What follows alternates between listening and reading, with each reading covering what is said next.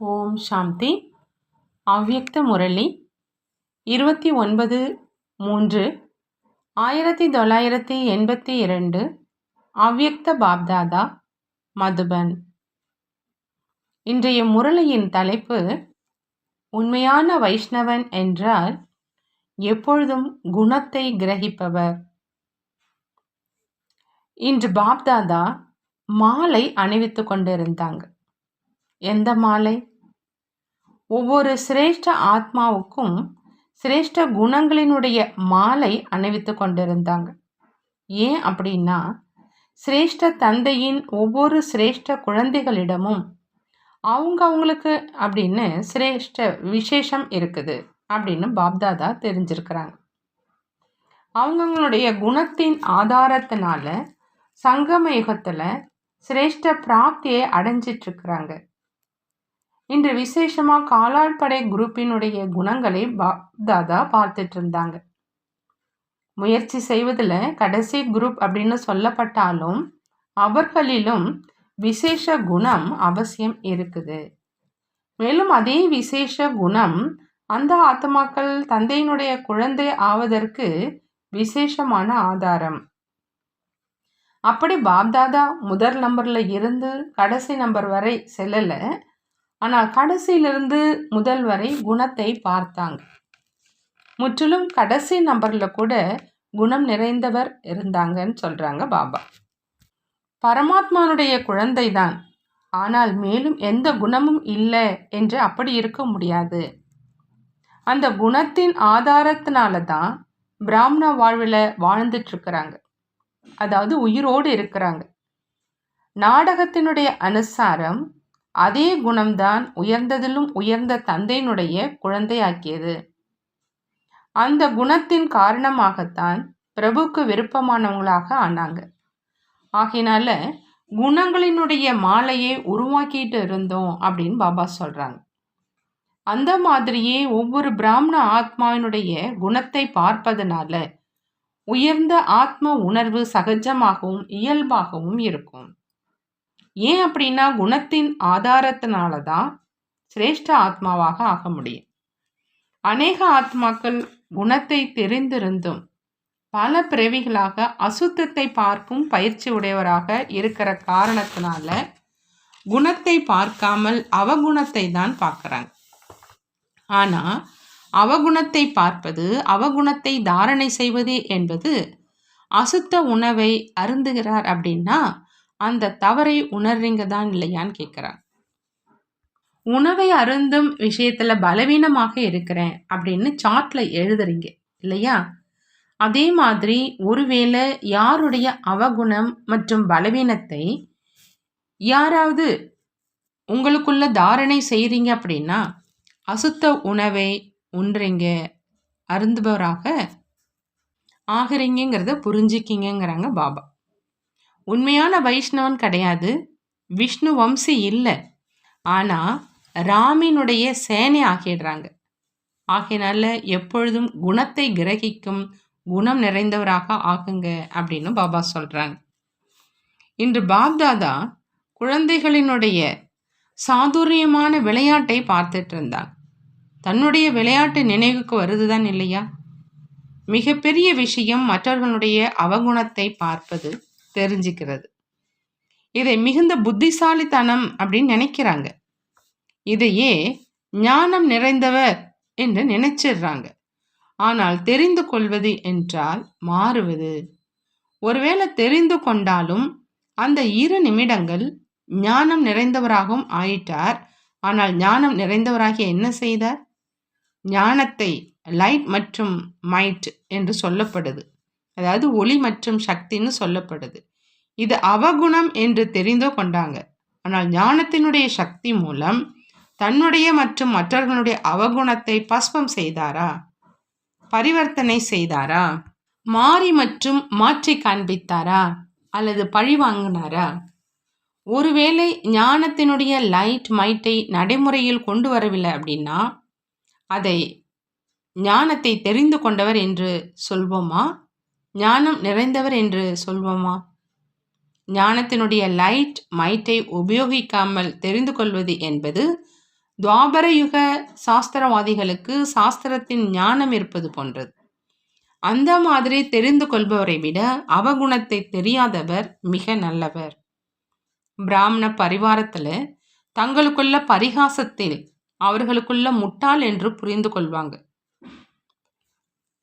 நீயும் முட்டாள், ஒன்றும் தெரியல அப்படின்னு உங்களுக்குள்ள சொல்றீங்க தானே இல்லையா? ஆனா இந்த விஷயத்துல ஒன்றும் அறியாதவர் ஆவது நல்லதுதான். அப்ப அவகுணத்தை பார்க்க மாட்டாங்க, தாரணை செய்ய மாட்டாங்க. வாய்மொழி மூலம் வர்ணனை செய்து மற்றவர்கள் மற்றும் மாற்றத்தை பற்றி சிந்தனை செய்யக்கூடிய பட்டியல்ல வரமாட்டாங்க. அவகுணமோ குப்பைத்தான் இல்லையா?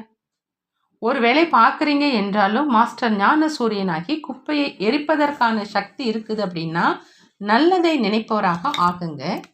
புத்தியில கொஞ்சமாவது குப்பை இருக்குது அப்படின்னா தூய்மையான தந்தையினுடைய நினைவு நிலைத்திருக்க முடியாது, பிராப்தி செய்ய முடியாது. அசுத்தத்தை தாரணை செய்யும் பழக்கத்தை ஒரு தடவை ஏற்படுத்திட்டா அடிக்கடி புத்தி விரும்பாவிட்டாலும் அசுத்தத்தினுடைய பக்கம் சென்று கொண்டே இருக்கும். பிறகு ரிசல்ட் என்ன ஆகும்?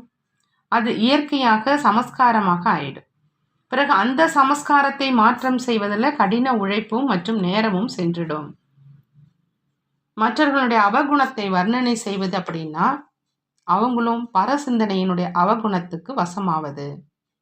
மற்றவர்களுடைய பலவீனத்தை வர்ணனை செய்வது அப்படின்னா தன்னுடைய உள்ளடக்கும் சக்தியின் பலவீனத்தை வெளிப்படுத்துவது அப்படின்னு புரிஞ்சுக்கிறது இல்லை. எந்த ஒரு ஆத்மாவையும் எப்பொழுதும் குணம் நிறைந்தவராக பாருங்க. ஒருவேளை யார்கிட்டையாவது பலவீனம் இருக்குது அப்படின்னாலும், மரியாதைக்கு புறம்பாக காரியம் நடக்குது அப்படின்னாலும், பாப்தாதாவினுடைய காரியத்துக்கு உருவாக்கப்பட்டிருக்கும் உயர் நீதிமன்றத்தில் கொண்டு வாங்க. நீங்களோ வக்கீலாகவும் நீதிபதியும் ஆகாதீங்க. சகோதரர் என்ற பார்வை நிலைத்திருக்க முடியல. வழக்கை தாக்கல் செய்வதற்கு ஒன்றும் தடையில்லை. ஆனால் கலப்படத்தையும் ஏமாற்று காரியத்தையும் செய்யாதீங்க. எவ்வளோ முடியுமோ பாவனையோடு சமீட்சை கொடுத்துடுங்க. தன்னுடைய மனதிலும் வைக்காதீங்க. மேலும் மற்றவர்கள் மன்மனாபவ நிலையில நிலைப்பதற்கு தடையாக ஆகாதீங்க. அப்படி சாதுரியமான விளையாட்டு என்ன செய்கிறீங்க? எந்த விஷயத்தை உள்ளடக்கணுமோ அதை பரப்புறங்க. எந்த விஷயத்தை உள்ளடக்கணுமோ அதை பரப்புறீங்க. மேலும் எந்த விஷயத்தை பரப்பணுமோ அதை இதுவோ அனைவரிலும் இருக்குது அப்படின்னு உள்ளடக்கிடுறீங்க. ஆகையினால பாபா சொல்றாங்க, எப்பொழுதும் தன்னை அசுத்தத்திலிருந்து தூரமாக வைங்க. எண்ணத்தில், வார்த்தைகளில், காரியத்தில் மற்றும் உறவு தொடர்பில் அசுத்தம் இருப்பது சங்கமயுகத்தினுடைய சிரேஷ்ட பிராப்தியிலிருந்து வஞ்சிக்கப்பட்டவராக ஆக்கிறது. காலம் கடந்து சென்றிடும். பிறகு என்ன அடைய வேண்டுமோ என்ற பட்டியலில் நிற்க வேண்டியதாக இருக்கும். பிராப்தி சொரூபத்தினுடைய பட்டியலில் இருக்க மாட்டாங்க. அனைத்து பொக்கிஷங்களுடைய அதிபதியினுடைய குழந்தை பிராப்தி அடைந்தவர்களுடைய பட்டியலில் இருக்கிறார் என்ற இது நன்றாக இருக்குமா? ஆகையினால தன்னுடைய பிராப்தியை அடைவதில் ஈடுபட்டுடுங்க. நற்சிந்தனை உள்ளவர் ஆகுங்க. எந்த விதமான விகாரங்களின் வசமானவராகி தன்னுடைய தலைக்கீழான புத்திசாலித்தனத்தை காண்பிக்காதீங்கிறாங்க பாபா. இந்த தலைக்கீழான புத்திசாலித்தனம் இப்பொழுது அற்ப காலத்துக்கு உங்களை குஷிப்படுத்திடும். மேலும் உங்களுடன் இருப்பவர்களும் உங்களுடைய புத்திசாலித்தனத்தின் மகிமையை பாடிக்கிட்டு இருப்பாங்க. ஆனால் கர்மத்தின் விளைவுகளையும் புத்தியில் வைங்க. தலைக்கீழான புத்திசாலித்தனம் தலைக்கீழாக தொங்க விட்டுடும். இப்பொழுது அற்ப காலத்துக்கு காரியம் நடக்கணும் என்பதற்காக புத்திசாலித்தனத்தை காண்பிப்பாங்க. பின்பு அந்த அளவே காரியத்தை செய்விப்பதற்கு பதிலா கதறவும் வேண்டியது இருக்கும். சிலர் பாப்தாதா தீதி தாதியை புத்திசாலித்தனத்தை காண்பித்து ஏமாற்றிடுறாங்க. அந்த முறையும் தெரியுது.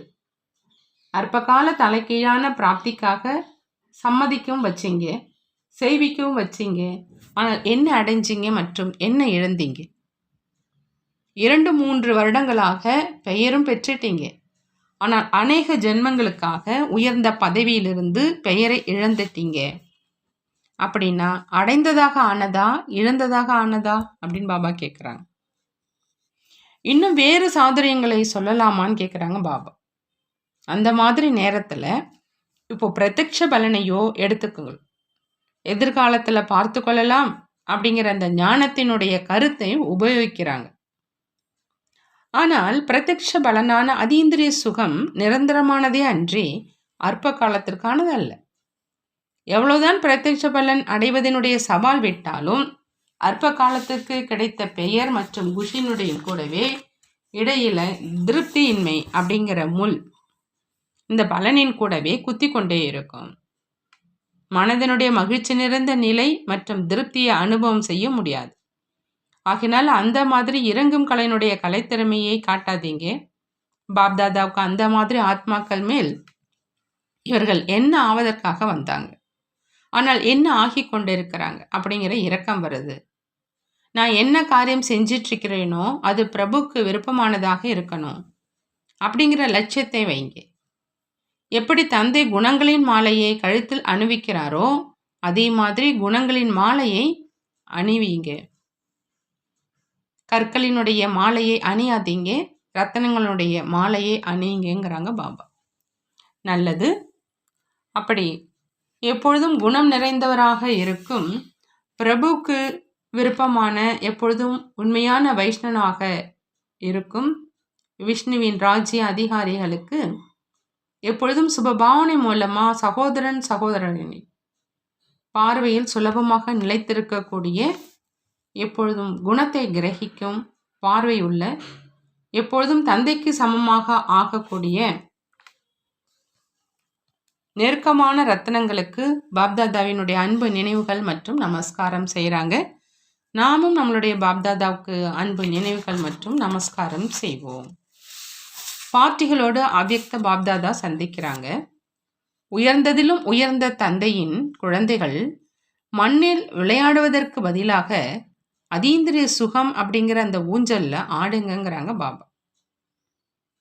உயர்ந்ததிலும் உயர்ந்த தந்தையினுடைய குழந்தைகள் மண்ணில் விளையாடுவதற்கு பதிலாக அதீந்திரிய சுகம்ங்கிற ஊஞ்சல்ல ஆட சொல்றாங்க. எப்பொழுதும் தன்னை அனைத்து பிராப்தி சொரூபமானவர் அப்படின்னு அனுபவம் செய்கிறீங்களான்னு கேட்குறாங்க. பிராப்தி சொரூபம் அப்படின்னா அதீந்திரிய சுகம் அப்படிங்கிற ஊஞ்சல்ல ஆடுறவங்க. எப்பொழுதும் ஒரு தந்தையை தவிர வேறு யாரும் இல்லை என்ற அந்த மாதிரி தந்தையினுடைய துணையை எப்பொழுதும் அனுபவம் செய்வாங்க. எப்பொழுது தந்தை அனைத்து உறவுகளினால் நம்புடையவராக ஆகிட்டார் என்றால் எப்பொழுதும் தந்தையினுடைய துணை வேண்டும் இல்லையா?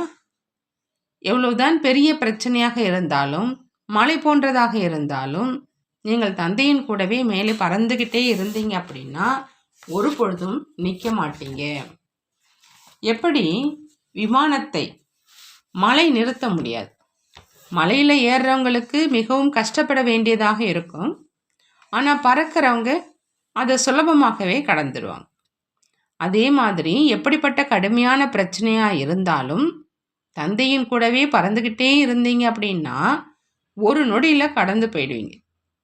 ஒரு பொழுதும் ஊஞ்சலில் இருந்து கீழே வராதீங்க. இல்லை அப்படின்னா அழுக்காகிடுவீங்கிறாங்க பாபா. அழுக்கானவர் எப்படி தந்தையை சந்திக்க முடியும்? வெகு காலம் பிரிஞ்சிருக்கீங்க. ஒவ்வொரு குழந்தையையும் குலதீபமாக நம்பர் 1 குழந்தையாக பாப்தாதா பார்க்க விரும்புகிறாங்க. ஒருவேளை அடிக்கடி அழுக்காக ஆனீங்க அப்படின்னா சுத்தமாவதில் எவ்வளோ காலம் வீணாக செல்லும்? ஆகையினால எப்பொழுதும் சந்திப்பில் இருங்க. மண்ணில் ஏன் கால வைக்கிறீங்க? இவ்வளவு சிரேஷ்ட தந்தையினுடைய குழந்தைகள் மேலும் அழுக்காக இருக்கிறாங்க அப்படின்னா உயர்ந்ததின் உயர்ந்த தந்தையினுடைய குழந்தை என்று உங்களை யார் நம்புவாங்க? ஆகினால கடந்ததை கடந்ததாக ஆக்குங்க. எந்த வினாடி கடந்து சென்று விட்டதோ அது முடிந்தது. எந்த விதமான மன உளைச்சலிலும் வராதீங்க. சுய சிந்தனை செய்யுங்க. பர சிந்தனைகளை கேட்காதீங்க மற்றும் செய்யாதீங்க. இவைகள்தான் அழுக்காக்குகின்றன. இப்பொழுதிலிருந்து கேள்விக்குறியை அகற்றிட்டு புள்ளி வச்சிடுங்கிறாங்க பாபா. புள்ளியாகி புள்ளியான தந்தையுடன் பறந்துடுங்க. நல்லது. ஓய்வாக இருக்கும் ஆத்மாக்களினுடைய சேவையை சுறுசுறுப்பாக செஞ்சீங்க அப்படின்னா வெற்றி கிடைக்கும். வானப்பிரஸ்திகள் அதாவது வயோதிகர்கள் யாருக்கு எப்பொழுதுமே நேரம் இருக்குது, யார் பணியிலிருந்து ஓய்வு பெற்றோர்களோ அவங்களுடைய சேவை செய்வதற்காக கொஞ்சம் உழைக்க வேண்டியதாக இருக்கும். அவங்கெல்லாம் நோட்டீஸை பார்த்து வரமாட்டாங்க.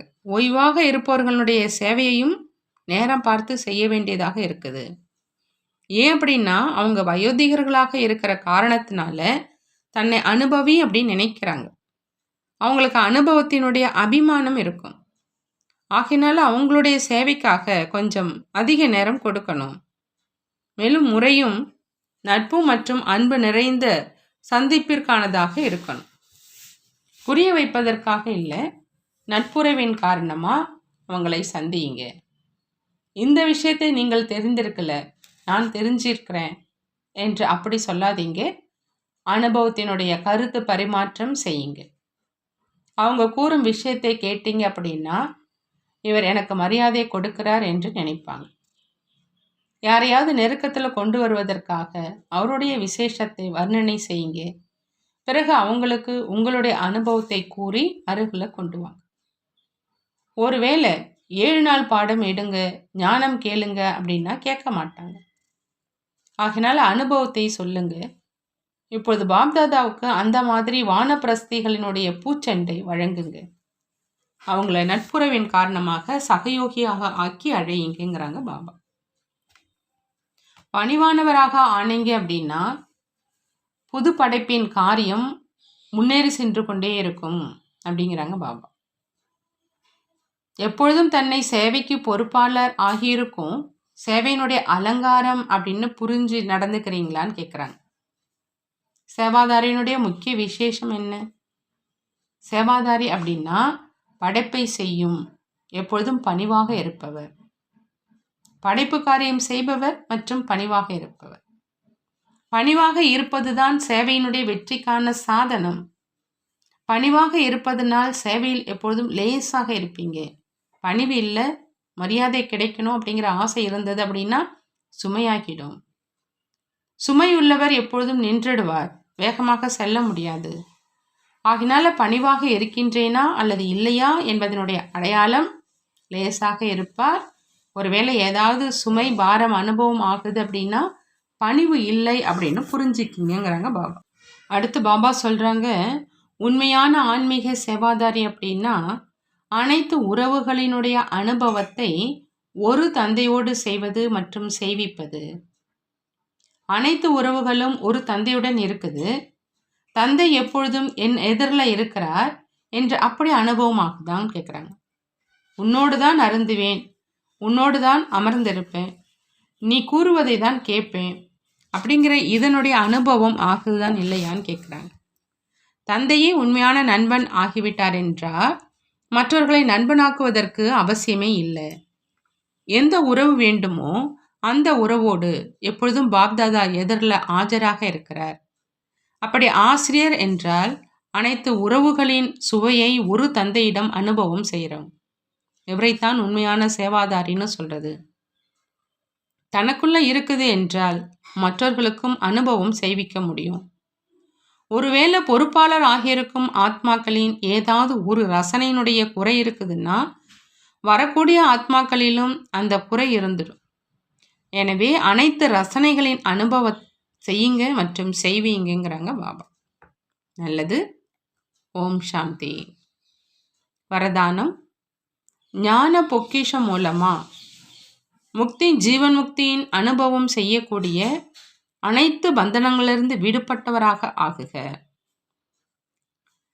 அனைத்து பந்தனங்களிலிருந்து விடுபட்டவராக ஆகணும் அப்படின்னா பாபா சொல்றாங்க, ஞான பொக்கிஷம் மூலமா முக்தி ஜீவன் முக்தியினுடைய அனுபவம் செய்யணும். ஞான ரத்தினங்களுடைய பொக்கிஷம் அனைத்தையும் விட உயர்ந்த பொக்கிஷம். இந்த பொக்கிஷம் மூலமாக இந்த நேரம்தான் முக்தி ஜீவன் முக்தியினுடைய அனுபவம் செய்ய முடியும். ஞானம் நிறைந்த ஆத்மா யார் என்றால், யார் துக்கம் மற்றும் அசாந்தியினுடைய அனைத்து காரணங்களையும் முடிவு கட்டி அநேக பந்தனங்களினுடைய கயிர்களை துண்டித்து முக்தி மற்றும் ஜீவன் முக்தியை அனுபவம் செய்வது. அநேக வீணான எண்ணங்களில் இருந்தும் தீய எண்ணங்களில் இருந்தும் பாவங்களில் இருந்தும் எப்பொழுதும் விடுபட்டு இருப்பது. இதுதான் முக்தி மற்றும் ஜீவன் முக்தி நிலை அப்படின்னு சொல்கிறாங்க பாபா. ஸ்லோகன்: யார் தன்னுடைய சக்திசாலியான உள் உணர்வுகளினால் வாயு மண்டலத்தை பரிவர்த்தனை செய்துடுறாங்களோ அவங்க தான் உலக மாற்றம் செய்கிறாங்க. யார் தன்னுடைய சக்திசாலியான உள் உணர்வால் வாயுமண்டலத்தை பரிவர்த்தனை செஞ்சிடுறாங்களோ அவங்க தான் உலக மாற்றம் செய்பவர். நல்லது. ஓம் சாந்தி. நன்றி பாபா. நன்றி.